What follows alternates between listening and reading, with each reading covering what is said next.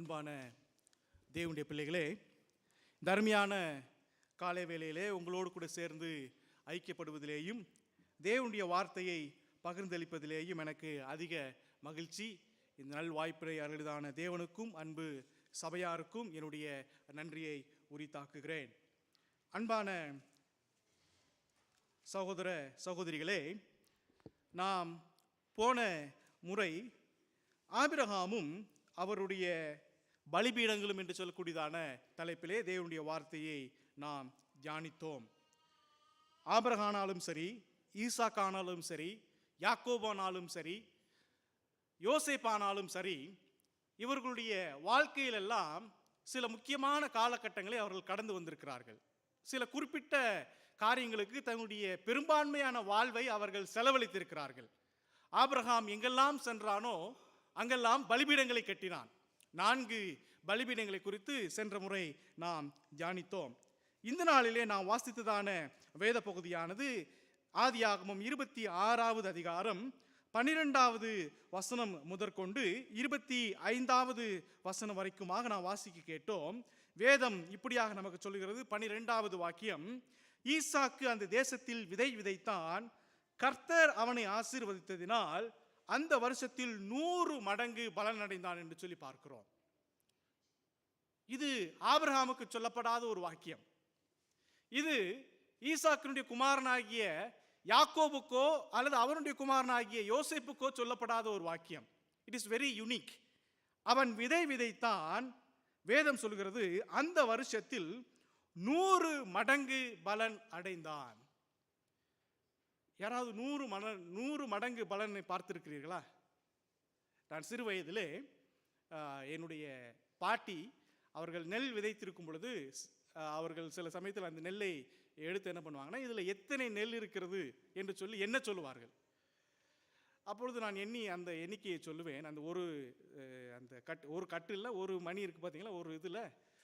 அப்போது சொல்லும் பொழுது என்னுடைய பாட்டி சொல்லுவார்கள், போன ஆண்டை விட இந்த ஆண்டு ரொம்ப கம்மியாக இருக்குது, இனிமேல் நெல் போடக்கூடாது என்று சொன்னதான வார்த்தை எனக்கு இன்னமும் ஞாபகம் இருக்கிறது. அதற்கு பின்னாலே என்னுடைய தாத்தாவோ எங்களுடைய நிலங்களிலே நெல் விதைத்ததில்லை. ஏனென்றால் அவர்களுக்கு தெரிந்து விட்டது இது குறைந்து வந்து கொண்டிருக்கிறது.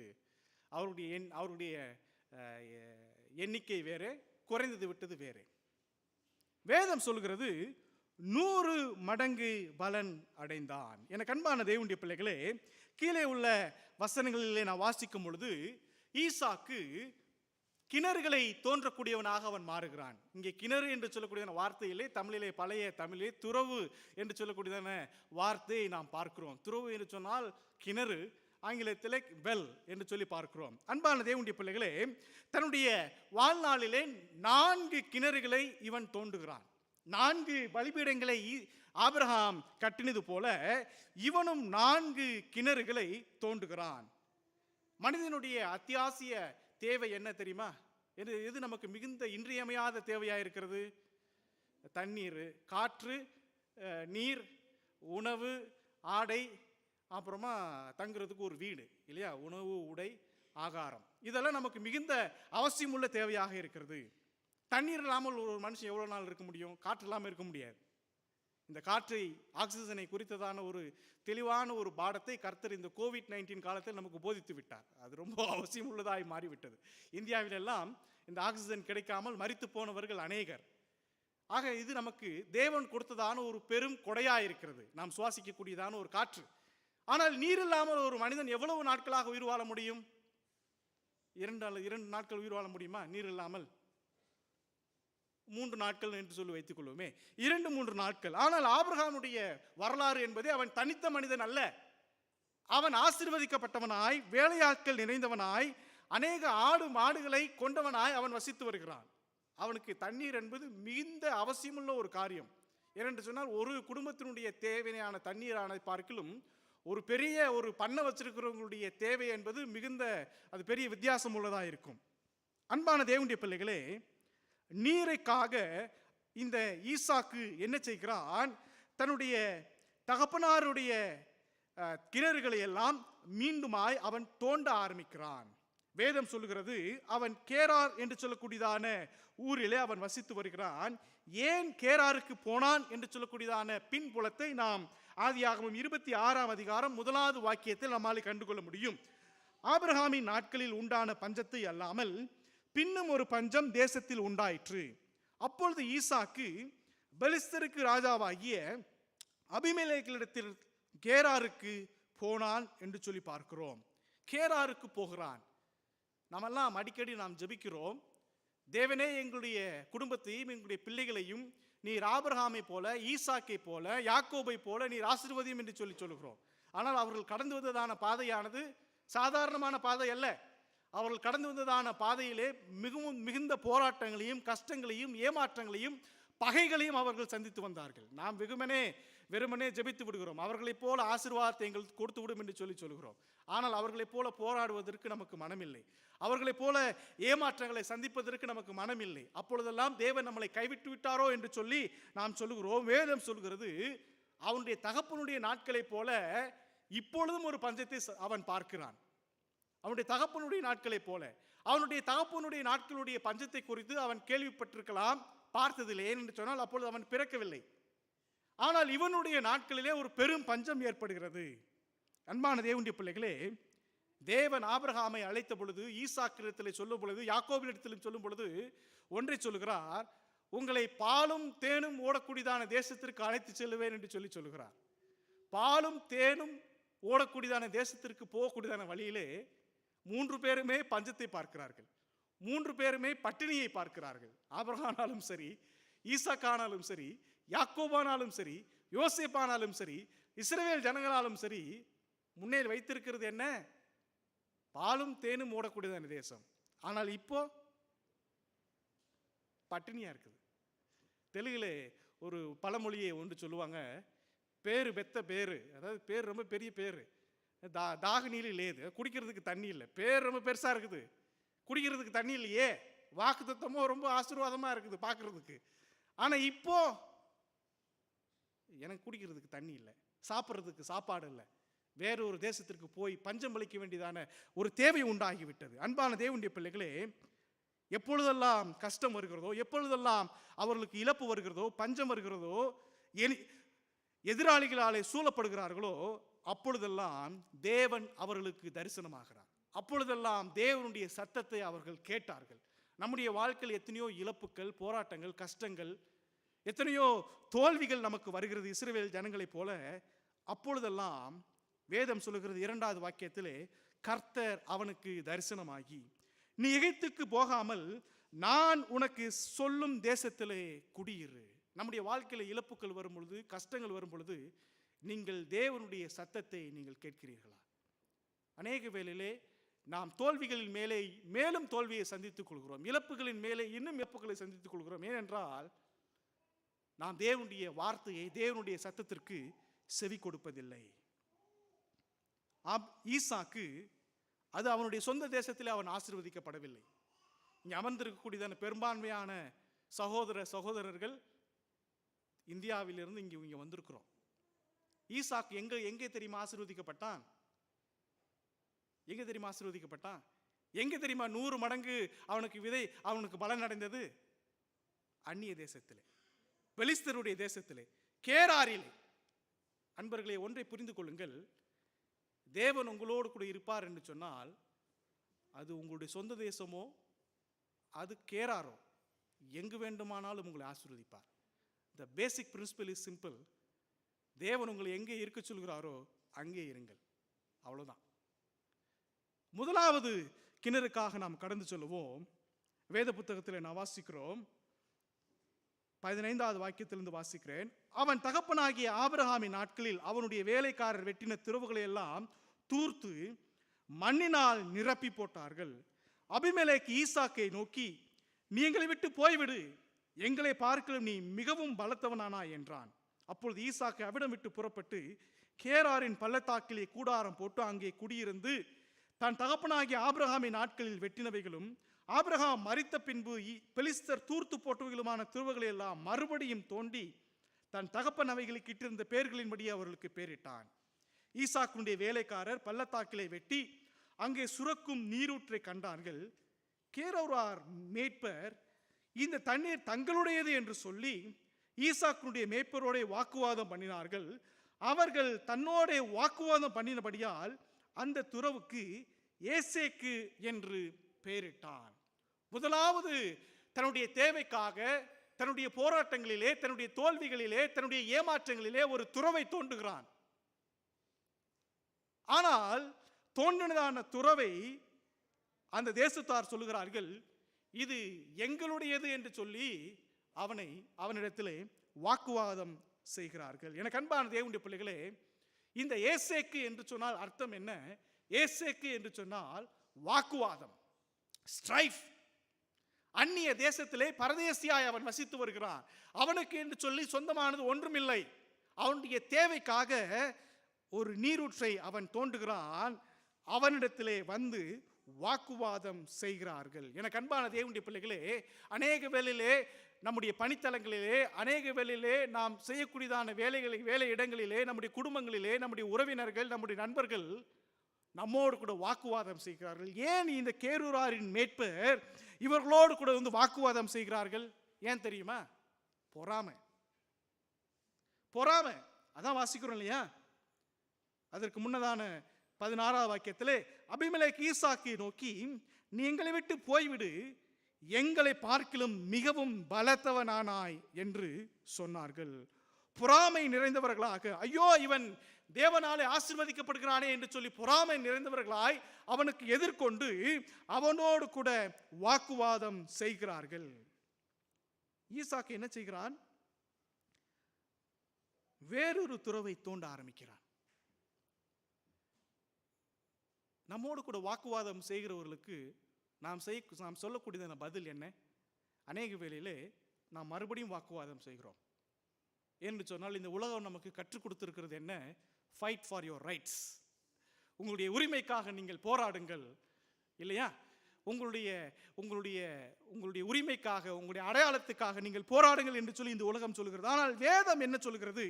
நீதிமொழிகள் 17வது அதிகாரம் 14வது வசனத்தில் இப்படியாக வாசிக்கிறோம், சண்டையின் ஆரம்பம் மதகை திறந்து விடுகிறது போலிருக்கும், ஆதலால் வாக்குவாதம் எழும்பும் முன் அதை விட்டுவிடு. வாக்குவாதம் எழும்பும் முன் அதை விட்டுவிடு. அநேக வேளையிலே நம்முடைய நண்பர்களினாலும் நம்முடைய உறவினர்களாலும் நம்முடைய பணித்தலங்களிலும் வாக்குவாதம் எழும்பும் முன் கிறிஸ்தவர்களாகி நாம் செய்யக்கூடியதான காரியம் என்ன? அதை விட்டுவிடுங்கள். வாக்குவாதங்கள். எனக்கு அன்பான தேவனுடைய பிள்ளைகளே, ஈசாக்குடைய வாழ்க்கை இப்பொழுதுதான் ஆரம்பித்திருக்கிறது. வாக்குவாதத்திலே தான் தன்னுடைய வாழ்க்கையை அவன் ஆரம்பிக்கிறான். நீதிமொழிகள் 24ஆம் அதிகாரம் 10வது வாக்கியம் வேதம் அழகாய் சொல்கிறது, ஆபத்து காலத்தில் நீர் சோர்ந்து போவாயானால் உன்னுடைய பலன் குறுகினது. ஆபத்து காலத்தில் நீ சோர்ந்து போவாயானால், உன்னோடு கூட உன்னிடத்தில் பொறாமை கொண்டவர்களாய் வாக்குவாதம் செய்யக்கூடியதான மனிதர்களாய் நிறைந்திருப்பார் என்று சொன்னால் நீங்கள் அமைதியாய் போய்விடுங்கள், ஆனால் சோர்ந்து போய்விடாதிருங்கள். வேதம் புத்தகம் சொல்லுகிறது, ஈசாக்கை குறித்தும் மோசேயை குறித்தும் வேதம் சொல்கிறது, அவர்கள் மிகவும் அமைதியில் உள்ளவர்களாக இருந்தார்கள். they were very meek people. ஆங்கிலத்தில் சொல்வது என்று சொன்னால், நான் உங்களுக்கு சொல்கிறேன், அமைதியில் உள்ளவர்கள் ஒன்றும் பலவீனர்கள் அல்ல. the meek people are not weak people. அமைதியில் உள்ளவர்களை பார்த்து வந்து ரொம்ப அமைதியாக போயிட்டான், அவன் அடி அப்படியெல்லாம் இல்லை. அவன் திருப்பி அடித்தான்னு நம்மளால் தாங்க முடியாது. இந்த ஈசாக்கு அதைத்தான் செய்கிறான். என்னோடு கூட நீ வாக்குவாதம் செய்கிறாயா? பரவாயில்லை, ஏசேக்கு என்று சொல்லி பெயரிட்டு விட்டு அவன் வேறொரு துறவை அவன் வெட்டுவதற்கு அவன் கடந்து செல்கிறான். யாக்கோபு நிருபம் 3ஆம் அதிகாரம் 14லிருந்து 16 வரைக்கும் இப்படியாக வாசிக்கிறோம், உங்கள் இருதயத்திலே கசப்பான வைராக்கியத்தையும் விரோதத்தையும் வைத்தீர்கள் என்று சொன்னால் நீங்கள் பெருமை பாராட்டுவதீர்கள், சத்தியத்திற்கு விரோதமாய் பொய் சொல்லாமலும் இருங்கள். இந்த துறவானது ஈசாக்குடைய துறவு, இந்த துறவானது அவனுடைய உழைப்பின் பலன் என்று சொல்லி பெலிஸ்தியர் அறிந்திருந்தும் அவனோடு கூட போராடுகிறார்கள், அவனோடு கூட வாக்குவாதம் செய்கிறார்கள். எனக்கு அன்பான தேவனுடைய பிள்ளைகளே, நம்முடைய வாழ்க்கை இந்த காலைவெளியில் எவ்விதமாக இருக்கிறது? வாக்குவாதம் செய்யக்கூடியதான பிள்ளைகளாய் நாம் வாழ்ந்து வருகிறோமா? எதற்கெடுத்தாலும் வாக்குவாதம். நாம் வாக்குவாதம் செய்து கொண்டிருக்கிறோம் நம்முடைய வாழ்க்கையிலே. வாக்குவாதங்கள் என்னதான வாழ்வை நாம் பெற்றிருப்போம் என்று சொன்னால் அடுத்த துறவுக்கு நம்மால் கடந்து செல்ல முடியாது. அடுத்த கட்டத்திற்கு நாம் கடந்து செல்ல முடியாது. ஈசாக்கு கடந்து செல்கிறான். அங்கே அவிடமிட்டு பெயர்ந்து வேறொரு துறவை வெட்டினார்கள். அதை குறித்து வாக்குவாதம் பண்ணினார்கள். ஆகையால் அதற்கு சித்னா என்று பெயரிட்டார்கள். இரண்டாவது துறவை வெட்டுகிறான். அதனுடைய துறவினுடைய அர்த்தம் என்ன? பகைமை. சித்னா என்றால் ஹேட்டட், பகை. வாக்குவாதம் செய்கிறார்கள், பிற்பாடு பகைக்கிறார்கள். இவனை பார்த்தாலே எனக்கு ஆக மாட்டேங்குதே, such an irritating face இல்லையா? இவனை கண்டாலே ஆக மாட்டேங்குது, கண்ணிலே முழிக்காத, we tell to people. பகைமை. அவனை வெகுவாய் பகைத்தார்கள். அவன் அவிடமிட்டு பெயர்ந்து வேறொரு துறவை வெட்டினான். அதை குறித்தும் வாக்குவாதம் பண்ணினார்கள். ஆகையினால் அதற்கு சித்னா என்று பெயரிட்டான். வேதம் சொல்லுகிறது, நீதிமொழிகள் 10ஆம் அதிகாரம் 12வது வசனம், பகை விரோதங்களை எழுப்பும், அன்போ சகல பாவங்களையும் மூடும். எனக்கு அன்பான தேவனுடைய பிள்ளைகளே, பகை விரோதங்களை எழுப்பும். அவன் 3வது துறவை வெட்டுகிறான், 4வது துறவை வெட்டுகிறான். கர்த்தர் அவனோடு கூட இருக்கிறார் என்பதை கண்டு கொண்டதுக்கு பிற்பாடு அபிமெலேக்கு அவனிடத்தில் கடந்து வருகிறான். அப்பொழுது ஈசாக்கு அவர்களை பார்த்து சொல்கிறான், 27வது வசனம், அப்பொழுது ஈசாக்கு அவர்களை நோக்கி, ஏன் என்னிடத்தில் வந்தீர்கள்? நீங்கள் என்னை பகைத்து என்னை உங்களிடத்தில் இராதபடிக்கு துரத்தி விட்டீர்களே என்றான். என் கூடயே இராத, ஏன்னா நீ விதைக்கும் பொழுது அது 100 மடங்காய் அது பலன் கொடுக்கிறதே என்று சொல்லி அவனை பகைக்கிறார்கள். யோபு சொல்லுகிறான், யோபு 16ஆம் அதிகாரம் 9ஆம் வாக்கியத்தில் பாரு, இப்படியாய் வாசிக்கிறோம், என்னை பகைக்கிறவனுடைய கோபம் என்னை பீறுகிறது, என் மேல் பற்கடிக்கிறான், என் சத்துரு கொடிய கண்ணினால் என்னை பார்க்கிறான்.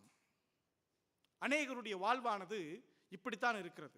நான் மட்டுமே வளர வேண்டும், நான் மட்டுமே பெரிய காரியங்களை செய்ய வேண்டும். பகை. இவனை வாழவே விடக்கூடாதுடா. எவ்வளவு கொடிய மனதுள்ளவர்கள். எனக்கு அன்பான தேவனுடைய பிள்ளைகளே, நான் ஏதோ உலகத்தில் நடக்கிறதை குறித்து சொல்லவில்லை, சபையிலே நடக்கிறதை குறித்து நான் பேசிக் கொண்டிருக்கிறேன். இன்றைக்கு ஏன் ஊழியங்கள் வளரவில்லை? இன்றைக்கு ஏன் கிறிஸ்தவ குடும்பங்கள் இன்றைக்கு வளரவில்லை? இன்றைக்கு ஏன் சபைகளில் அநேக பிரிவுகள், பாகுபாடுகள்? ஏனென்றால் நான் மட்டும்தான் இருக்கணும். நல்லா கவனிச்சுக்குங்க, ஒரு ஆள் 2 வகையில் பெரிய ஆள் ஆகலாம். அது ஒரு ஊழியமானாலும் சரி, ஊழியக்காரனாலும் சரி, எனிதிங் 2 வகையில் பெரிய ஆள் ஆகலாம். ஒன்று, எல்லாரையும் பிரித்து விட்டுட்டு பெரிய ஆள் ஆகிறது. நல்லா கவனிச்சுங்க, எல்லாரையும் பிரித்து விட்டுட்டோம்னா என்ன பண்ண மாட்டாங்க, இவர் தான் பெரிய ஆள். அது ஒன்று. 2வது, எல்லாரையும் ஒருங்கிணைத்து பெரிய ஆள் ஆவது. நாம தான் சரியான பாதையை தெரிந்து கொள்ளணும். நீங்கள் பணித்தளங்களிலோ அல்லது ஊழியங்களிலோ இருப்பீர் என்று சொன்னால் ஒருபோதும் முதலாவது காரியத்தை தெரிந்தெடுக்காதீர்கள். Dividing the kingdom and being a king, you will fall at any time. But uniting the people's hearts and being a king is a glorious effect. நீங்கள் மக்களாலே ஒருபோதும் மறக்கடிக்கப்பட மாட்டீர்கள். இந்த 2வது கிணறிலே அவன் வந்து சொல்கிறான், அதற்கு சித்னா என்று பெயரிட்டான். பாருங்கள், அவன் எவ்வளவு மன கஷ்டத்தோடு கூட தான் வெட்டினதான துறவிற்கு பகை என்று பெயரிடுவான், தான் வெட்டினதான உழைப்பிற்கு வாக்குவாதம் என்று பெயரிடுவான். யோசேப்புடைய வாழ்க்கையை நினைத்து பாருங்கள். ஆதியாகமம் 37ஆம் அதிகாரம் 4வது வசனம், 5வது வசனம், 8வது வசனம், இந்த 3 வாக்கியங்களிலும் மறுபடியும் வாசிக்கிறோம், பகை பகை பகை. ஆதியாகமம் 37வது அதிகாரம் 5வது 4வது வாக்கியம், அவன் சகோதரர் எல்லாரிலும் அவனை தங்கள் தகப்பன் அதிகமாய் நேசிக்கிறதை அவன் சகோதரர் கண்டபொழுது அவனை பட்சமாய் பேசாமல் அவனை பகைத்தார்கள். 5வது வாக்கியத்தில் வாசிக்கிறோம், அது நிமித்தம் அவனை இன்னுமாய் பகைத்தார்கள். 8வது வசனத்தில் பார்க்கிறோம், அவன் சொப்பன்களின் நிமித்தமும் அவனுடைய வார்த்தைகளின் நிமித்தமும் இன்னும் அதிகமாய் பகைத்தார்கள். He is being hated.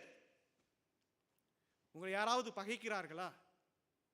உங்களை யாராவது உங்களிடத்தில் வாக்குவாதம் செய்கிறார்களா? அடுத்த கட்டத்துக்கு கடந்து போங்க. வேதம் அதான் சொல்லுது நமக்கு. Yes, move on. என்ன செய்யறான் இந்த ஈசாக்கு? அங்கே நான் துறவு வெட்டினேன், என்னோடு கூட வாக்குவாதம் செய்தீர்கள். இங்கே நான் துறவு வெட்டினேன், இங்கேயும் வந்து என்னை பகைக்கிறீர்கள். உங்களுக்கு சொல்லுகிறேன், ஈசாக்கினிடத்தில் இல்லாத நபர்கள் இல்லை. அவனிடத்தில் அநேக வேலைக்காரர்கள் இருந்தார்கள், ஆபிரகாமை போல. ஆபிரகாமினிடத்தில் இருந்த வேலைக்காரர்கள் ஒரு தேசத்தையே, ஒரு தேசத்திற்கு விரோதமாய் போய் போரிடுவதற்கு அவனுக்கு வேண்டியத நபர்கள் இருக்கும் என்று சொன்னால், ஆபிரகாமை பார்க்கலும் இந்த ஈசாக்கு மிகவும் பலத்தவன் இல்லையா? அப்படியானால் இவனிடத்தில் அதிக நபர்கள் இருந்திருப்பார்கள். But he didn't want to fight. அவன் சண்டைக்கு போகவில்லை. he just move on. அடுத்த கட்டத்திற்காக அவன் நகர்ந்து செல்கிறான். எனக்கு அன்பான தேவனுடைய பிள்ளைகளே, உங்களை யாராவது பகைப்பார்கள் என்று சொன்னால், உங்களுக்கு விரோதமாக யாராவது முறுமுறுப்பார் என்று சொன்னால், உங்களுக்கு விரோதமாய் உங்களுடைய பகைஞர் தங்களுடைய உள்ளத்திலே கபடத்தை மறைத்து சூது பேசுகிறார் என்று சொன்னால், ஒன்றை ஞாபகம் வைத்துக் கொள்ளுங்கள். அழகான ஒரு வாக்கியம் வேதத்தில் வாசிக்கிறோம். ஏசாயா 66 அதிகாரம் 5வது வசனம். ஏசாயா 66:5 இவ்வாறு வாசிக்கிறோம். கர்த்தருடைய வசனத்துக்கு நடுங்கிறவர்களே, அவருடைய வார்த்தையை கேளுங்கள். என் நாமத்து நிமித்தம் உங்களை பகைத்து உங்களை அப்புறப்படுத்துகிற உங்கள் சகோதரர், நல்லா வாசிங்க, உங்களை அப்புறப்படுத்துகிற சகோதரர் என்ன சொல்லுவாங்களா? யாராவது வாசிங்களேன். உங்களை அப்புறப்படுத்துகிற சகோதரர் என்ன சொல்லுகிறாங்க? எவ்வளவு சூதுள்ள ஒரு வார்த்தை இது. சூதுள்ளதா இல்லையா? பண்ற பகையெல்லாம் செஞ்சுட்டு, பண்ற வேலையெல்லாம் பண்ணிட்டு அவன் என்ன சொல்றான்? Praise the Lord brother. கர்த்தர் மகிமைப்படுவாராக என்கிறார்களே. எனக்கு அன்பான தேவனுடைய பிள்ளைகளே, வேதம் என்ன சொல்லுகிறது தெரியுமா? அவர் உங்களுக்கு சந்தோஷம் உண்டாகும்படி காணப்படுவார், அவர்களோ வெட்கப்படுவார்கள். எனக்கு அன்பான தேவனுடைய பிள்ளைகளே, அநேக வேளையிலே நம்முடைய சுய சகோதரர்களாலே, நாம் நம்பினதான நண்பர்களாலே, உறவினர்களாலே நாம் விரோதத்தை, பகையை பார்க்கிறோம், சந்திக்கிறோம். ஆனால் அவங்க என்ன சொல்றாங்க? கர்த்தர் மகிமைப்படுவார். நான் ஒரு 10 ஆண்டுகளுக்கு முன்பதாக ஒரு சகோதரோடு கூட பேசி கொண்டிருந்தேன் சென்னையிலே. அப்பொழுது ஒரு இன்னொரு ஒரு பெரிய ஒரு பகையை ஏற்படுத்தினதான, ஒரு பெரும் நஷ்டத்தை ஏற்படுத்தினதான இன்னொரு ஊழியக்காரரை குறித்து பேசி கொண்டிருந்தோம். எங்கள் 2 பேருக்கும் அவர் பொதுவானவர். அப்பொழுது நான் இளம் வாலிபனாக இருக்கிறேன் அல்லவா, அப்போ சொன்னேன், அந்த ஆளை சும்மா விடக்கூடாதியா நான் அப்படின்னு.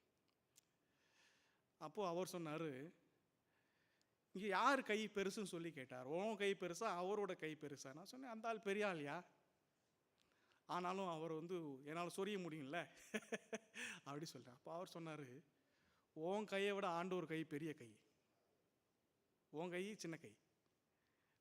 உன் கையில் நீ அடித்தேன்னு என்ன நடக்கும்? அவர் தொடச்சிட்டு போயிடுவார். ஆண்டவர் அடித்தார்னா அவரால் எந்திக்கவே முடியாது. The Lord has bitten him, the Lord smitten him.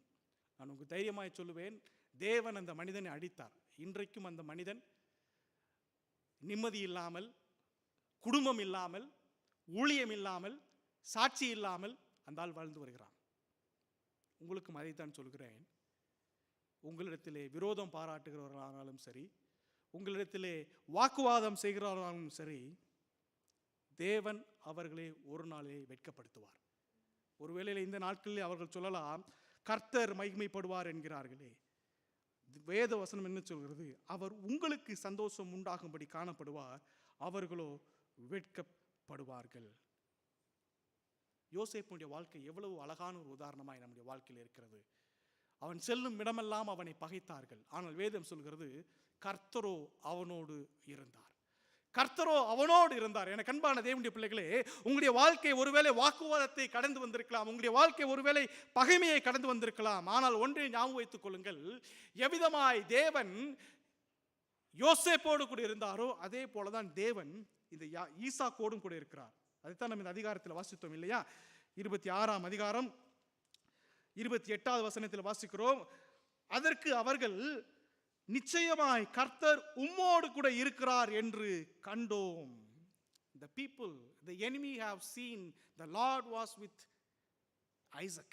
ஒன்று ஞாபகம் வைத்துக் கொள்ளுங்கள் என் அன்பான தேவனுடைய பிள்ளைகளே, எங்கே நீங்கள் பகைமையை சந்திக்கிறீர்களோ, எங்கே உங்கள் ஏமாற்றத்தை சந்திக்கிறீர்களோ, எங்கே உங்களுடைய வாக்குவாதத்தை சந்திக்கிறீர்களோ, அங்கே தேவன் உங்களுக்காக வெளிப்படுவார். The Lord will surely will reveal. அது நிச்சயமாய் தேவன் உங்களிடத்தில் வெளிப்படுவார். ஆகினாலதான் யோபு சொல்லுகிறான், ஆனாலும் நான் கடந்து போகும் வழியை அவர் அறிவார், அவர் என்னை சோதித்த பின்பு பொன்னாக விளங்குவேன். அவர் என்னை சோதித்த பின்பு when he has tried me I shall be gold. யோபு 23 அதிகாரம் 10வது வசனம். என் அன்பான தேவனுடைய பிள்ளைகளே, உங்களுடைய வாழ்க்கை இந்த நாட்களிலே எவ்விதமாய் கடந்து போகிறது? வாக்குவாதங்களை சந்தித்துக் கொண்டிருக்கிறீர்களா? பகைமையை சந்தித்துக் கொண்டிருக்கிறீர்களா? ஒன்றை ஞாபகத்துக் கொள்ளுங்கள், you are moving on to another stage. என்னது? பின்பு அவ்விடமிட்டு பெயர்ந்து போய் வேறொரு துறவை வெட்டினான். அதை குறித்து அவர்கள் வாக்குவாதம் பண்ணவில்லை. அப்பொழுது அவன், நாம் தேசத்தில் பலுகும்படிக்கு இப்பொழுது கர்த்தர் நமக்கு இடம் உண்டாக்கினார் என்று சொல்லி அதற்கு ரெகோபோத் என்று பெயரிட்டான். மூன்றாவது ஒரு துறவை வெட்டுகிறான். அதற்கு என்ன சொல்கிறான்? ரெகோபோத் என்று சொல்லி பெயரிடுகிறான். ரெகோபோத் என்றால் என்ன? விருத்தியாக்கும், பழுகச் செய்யும் துறவு, விருத்தியாக்கும், விஸ்தாரமாக்கும் துறவு. எனக்கு அன்பான தேவனுடைய பிள்ளைகளே, யாருடைய கண்களுக்கு முன்பதாக, யாருடைய வாழ்விற்கு முன்பதாக நீங்கள் வருத்தமடைந்தீர்களோ, துக்கமடைந்தீர்களோ, அவர்கள் கண்களுக்கு முன்பதாக தேவன் வெளிப்படுவார். தேவன் எப்படி தெரியுமா உங்களை வழிநடத்துவார்? விருத்தியாக்கும், விஸ்தாரமாக்கும் துறவை உங்களுக்கு கொடுத்தருள்வார். ரெகோபோத், அவன் சொல்லுகிறான், நாம் தேசத்திலே பலுகும்படிக்கு கர்த்தர் நமக்கு இடம் உண்டாக்கினார். The Lord shall made your place. இது என்னுடைய இடம் அல்ல, கர்த்தர் எனக்காய் உண்டாக்கினதான ஒரு இடம். சங்கீதம் 126:4 வாசிக்கிறேன். சங்கீதம் 126:4 வசனம், கர்த்தாவே தெற்கத்தி வெள்ளங்களை திருப்புவது போல எங்கள் சிறையிருப்பை திருப்பும். 5வது வாக்கியம் அழகாய் சொல்கிறது, கண்ணீரோடே விதைக்கிறவர்கள் கம்பீரத்தோடே அறுப்பார்கள். கண்ணீரோடே விதைப்பவர்கள் கம்பீரத்தோடே அறுப்பார்கள். ஒவ்வொரு முறையும் ஏசேக்கிலிருந்தும் சித்னாவிலிருந்தும் ஈசாக்கும் அவனுடைய மனைவியும் அவனுடைய வேலைக்காரர் யாவரும் கிளம்பும் பொழுது அவன் நிச்சயமாக கண்ணீர் வடித்திருப்பான். ஐயோ, என்னுடைய உழைப்பு வீணாய் போகிறது, ஐயோ என்னுடைய வாழ்நாட்கள் வீணாய் போகிறது. But the Lord has led him to a prosperous place. ஒன்று ஞாபகத்துக் கொள்ளுங்கள், எங்கே நீங்கள் கண்ணீர் வடித்து விட்டு நீங்கள் வெளியே வருகிறீர்களோ, தேவன் அங்கே உங்களை விஸ்தாரமாக்குவார். ஈசாக்குடைய வாழ்க்கையில் அது நிச்சயமாய் நடந்தது. அள்ளி தூவும் விதையை சுமக்கிறவன் அழிந்து கொண்டு போகிறான், ஆனாலும் தான் அறுத்த அரிகளை சுமந்து கொண்டு கம்பீரத்தோட திரும்பி வருவான். எனக்கு அன்பான தேவனுடைய பிள்ளைகளே, எத்தனை காலம்தான் வாக்குவாதம், எத்தனை காலம்தான் பகைமையை சந்தித்துக் கொண்டிருப்பது? ஆனால் அது முடிவு அல்ல. ஆபகுக்கு தீர்க்கதரிசி இப்படியா சொல்கிறான், நிச்சயமாகவே முடிவு உண்டு, உன் நம்பிக்கை வீண் போகாது. நிச்சயமாகவே முடிவு உண்டு. ஆம், தேவன் ஏமாற்றத்தையும் பகைமையையும் வாக்குவாதத்தையும் சந்தித்து வந்ததான் ஈசாக்கினுடைய வாழ்க்கையிலே விஸ்தாரமான இடத்தை அவனுக்கு கொடுத்தார். வேதம் சொல்லுகிறது, கர்த்தருக்கு காத்திருக்கிறவர்களோ புது பலன் அடைந்து கழுகுகளைப் போல சட்டைகளை அடித்து எழும்புவார்கள். அவர்கள் ஓடினாலும் இளைப்படையார்கள், நடந்தாலும் சோர்வடையார்கள். ரெகோபோத், என்னுடைய இடத்தை விஸ்தாரமாக்கும் தேவன். கர்த்தர் நம்மை இந்த தேசத்திலே விஸ்தாரமாக்குவார். வேதம் சொல்லுகிறது 23வது வாக்கியம், அவன் அங்கே இருந்து பெயர்சபாவிற்கு போனான். அன்று ராத்திரியிலே கர்த்தர் அவனுக்கு தரிசனமாகி, நான் உன் தகப்பனாகிய ஆபிரகாமுடைய தேவன், பயப்படாதே, நான் உன்னோட இருந்து என் ஊழியக்காரனாகிய ஆபிரகாமின் நிமித்தம் உன்னை ஆசீர்வதித்து உன் சந்ததியை பெருக பண்ணுவேன் என்றார். அங்கே அவன் ஒரு பலிபீடத்தை கட்டி கர்த்தருடைய நாமத்தை தொழுது கொண்டு தன் கூடாரத்தை போட்டான். அங்கே தன் கூடாரத்தை போட்டான். அவ்விடத்தில் ஈசாக்கின் வேலைக்காரர் ஒரு துறவை வெட்டினார்கள். மறுபடியும் ஒரு துறவை வெட்டுகிறான். 4வது துறவு எங்கே வெட்டுகிறான் தெரியுமா?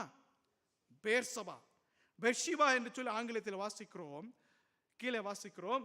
அந்த துறவனுடைய பெயர் என்ன? உடன்படிக்கையின் துறவு. பெர்ஷிபா, ஷீபா என்று சொன்னால் ஓத், ஆங்கிலத்திலே சொல்லக்கூடியதான உடன்படிக்கை என்று சொல்லக்கூடியதான வார்த்தை. உடன்படிக்கையின் துறவு. 4வதாக ஒரு துறவை வெட்டுகிறான். அது உடன்படிக்கையின் துறவு. ஆம், பெர்ஷபா எவ்வளவு முக்கியமுள்ள ஊர் பெயர் தெரியுமா? அது இந்த பெர்ஷபாவிலே தான் தேவன் ஆபிரகாமின் மூலமாக ஒரு தோப்பை உண்டு பண்ணுகிறார். இதற்கு முன்பதான அதிகாரத்திலே நாம் இங்கே வாசிக்கிறோம். ஆதியாகமம் 21 அதிகாரம் 31 வசனத்தில் அவங்க வாசிக்கிறோம். ஆதியாகமம் 21:31. ஆபிரகாம் பெயர்சபாவிலே ஒரு தோப்பை உண்டாக்கி சதா காலமுள்ள தேவனாகிய கர்த்தருடைய நாமத்தை அவ்விடத்தில் தொழுது கொண்டான். இப்பொழுது அவனுடைய குமாரனாய் ஈசாக்கு அதே இடத்துக்கு மறுபடியும் வருகிறான். தொழுது கொள்ளும்படியாக மாத்திரமல்ல, வேதம் சொல்கிறது அவன் அங்கே ஒரு கூடாரத்தை போடுகிறான். அவன் அங்கே மறுபடியும் ஒரு துறவை தோண்டுகிறான். அங்கே கர்த்தருடைய நாமத்தை தொழுது கொள்வதற்காக ஒரு பலிபீடத்தையும் ஏற்படுத்துகிறான். தகப்பன் அங்கே தொழுது கொண்டான், ஒரு தோப்பை உண்டாக்கினான், ஒரு மரத்தை நட்டான். ஆனால் இப்பொழுது அவனுடைய குமாரனாகி ஈசாக்கோ அங்கே கர்த்தருக்கு என்று சொல்லி ஒரு பலிபீடத்தையும் அவன் ஏற்படுத்துகிறான். ஆம், உடன்படிக்கையின் துறவு. எனக்கு அன்பான தேவனுடைய பிள்ளைகளே, தேவன் ஏமாற்றத்தின் வழியாக, வாக்குவாதத்தின் வழியாக, பகைமையின் வழியாக அவனுக்கு ஒரு விஸ்தாரமான ஒரு இடத்தை அவனுக்கு ஏற்படுத்தினார். அவனுக்கு அது போதாது. அவனுக்கு இந்த உலகத்தினுடைய ஆசீர்வாதம் நல்லதுதான், தேவையுள்ளதுதான். ஆனால் அதிலே அவன் முழுமையாக பூர்த்தியாகவில்லை. ரெகோபோத், கர்த்தர் எனக்கு ஒரு விஸ்தாரமான இடத்தை ஏற்படுத்தினார் என்று சொல்லி அவன் அங்கே தங்கிவிடவில்லை. இன்னைக்கு அநேக வேளையிலே தேவன் நமக்கு இந்த உலகத்தில் விஸ்தாரமான ஒரு இடத்தை, மேலான ஆசீர்வாதத்தை கொடுத்த உடனே நாம் அங்கே இருந்து விடுகிறோம். பெயர்சபாவிற்கு போவதற்கு நமக்கு மனம் இருக்கவில்லை. ஆனால் ஈசாக்குடைய வாழ்க்கையை பாருங்கள். வேதம் என்ன சொல்கிறது? கர்த்தர் நமக்கு ஒரு இடத்தை உண்டாக்கினார் என்று சொல்லி அவன் அங்கே ஒரு கூடாரத்தை போட்டான். அப்படி போட்டிருக்குதாங்க? இல்ல. கர்த்தர் நமக்கு ஒரு விஸ்தாரமான இடத்தை உண்டாக்கினார் என்று சொல்லி ஒரு பலிபீடத்தை கட்டினான் அங்கே? இல்லை. ஏன்னு சொன்னால் அவனுக்கு தெரியும், தேவன் நான் எங்கே இருக்க வேண்டும் என்று சொல்லி விரும்புகிறாரோ அங்கேதான் நான் இருப்பேன், அதுதான் என்னுடைய ஆசீர்வாதம் என்று சொல்லி அவன் அறிந்திருந்தான். பெயர்சபா என்று சொன்னால் 7 கிணறுகளின் பட்டணம். பெயர்சபா என்று சொன்னால் உடன்படிக்கையின் கிணறு. எனக்கு அன்பான தேவனுடைய பிள்ளைகளே, இந்த பெயர்சபா இஸ்ரவேலுடைய வாழ்க்கையிலே மிகவும் முக்கியமான ஒரு பட்டணம். வேதம் அடிக்கடி வாசிக்கிறோம், தானிலிருந்து பெயர்சபா வரைக்கும் என்று சொல்லி இஸ்ரவேலுடைய எல்லையானது அழைக்கப்படுகிறது. தான் வடக்கிலே ஒரு எல்லையாய் காணப்படும் பொழுது பெயர்சபா தெற்கிலே ஒரு எல்லையாக குறிக்கப்படுகிறது. இந்த பெயர்சபாவானது ஆதியாகமத்திலிருந்து வெளிப்படுத்தின விசேஷம் வரைக்கும் வாசிக்கும் பொழுது அது மிகவும் முக்கியமான ஒரு ஊராய் காணப்படுகிறது இஸ்ரவேலுடைய வாழ்க்கையிலே, வரலாறுகளே. ஆகார் அங்கேதான் தேவனிடத்திலே அவள் விண்ணப்பிக்கிறாள். தேவன் அவளுடைய சத்தத்தை கேட்டார். பெயர்சபா தேவனுடைய சத்தத்தை கேட்டதான ஒரு இடம். பெயர்சபா ஆபிரகாம் தொழுது கொள்ள ஆரம்பித்ததான ஒரு இடம். பெயர்சபா இஸ்ரவேலுடைய நியாயாதிபதியாகிய, இஸ்ரவேலுடைய தீர்க்கதரிசியாகிய சாமுவேலுடைய பிள்ளைகள் அவர்கள் ஊழியம் செய்து வந்ததான ஒரு இடம். பெயர்சபா வனாந்திரத்திலே தேவன் ஜனங்களோடு கூட பேசினதான ஒரு இடம். பெயர்சபா இன்றைக்கு நம்மளோடு கூட பேசக்கூடியதான ஒரு இடமாய் காணப்பட வேண்டும். எனக்கு அன்பான தேவனுடைய பிள்ளைகளே, வேதம் நமக்கு தெளிவாய் சொல்கிறது, உன் பிதாக்கள் நாட்டின எல்லைக்குறியை நீ மாற்றாதே. ஈசாக்குக்கு தேவன் ஒரு விஸ்தாரமான ஒரு இடத்தை கொடுத்து விட்டார். ஆனால் அதிலே அவன் மயங்கி விழவில்லை. ஐயோ, நான் பெரிய செல்வந்தன் அடைந்து விட்டேன், இதுதான் எனக்கு பெரிய ஆசீர்வாதம். He wants to go back. கர்த்தருடைய சத்தத்தை கேட்டு தன்னுடைய நடக்க ஆரம்பிக்கிறான். எங்கே கர்த்தருடைய சத்தம் கேட்குமோ என்பதை அறிந்து அந்த இடத்திலே போய் அவன் கூடாரத்தை போடுகிறான். அந்த இடத்துல அவன் பலிபீடத்தை கட்டுகிறான். அந்த இடத்துல ஒரு துறவையும் அவன் கட்டுகிறான், தோண்டுகிறான்.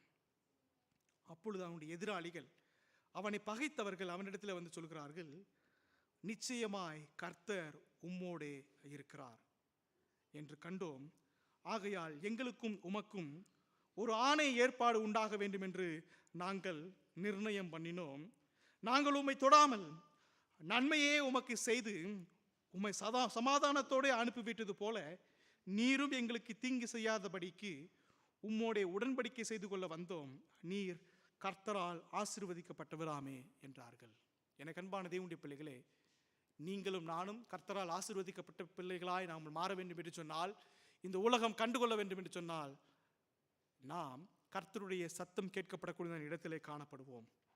கர்த்தருடைய சித்தம் காணப்படக்கூடியதான இடத்திலே நாம் காணப்படுவோம். கர்த்தருடைய வழிநடத்துதல் எங்கே காணப்படுகிறதோ அங்கே நாம் காணப்படும் பொழுது எதிராளிகள், வேதம் சொல்கிறது, நம்மிடத்திலே வருவார்கள். சங்கீதம் எவ்வளவு அழகாய் சொல்கிறது. 23வது சங்கீதத்திலே, என் எதிராளிகளின் மத்தியிலே, இல்லையா? வாசிக்கலாமா? சங்கீதம் 23.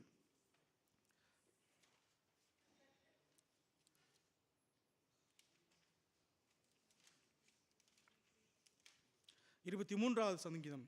என்னுடைய சத்துருக்களுக்கு முன்பாக நீர் எனக்கு ஒரு பந்தியை ஆயத்தப்படுத்தி என் தலையை எண்ணெயால் அபிஷேகம் பண்ணுகிறீர், என் பாத்திரம் நிரம்பி வழிகிறது.